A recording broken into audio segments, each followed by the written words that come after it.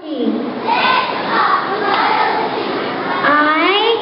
Dana Emanuel and Valenciano, a successful graduate of the preschool department, promise to pay allegiance to my beloved alma mater, Cavite School of Life, to uphold the values I have developed through the examples of my administrators, my teachers, and the members of the staff, to make them operative in my life, to be a witness to the philosophy of the School of Learning, not for school, but for life.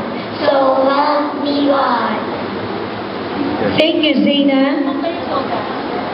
This time, ladies and gentlemen, let's welcome back the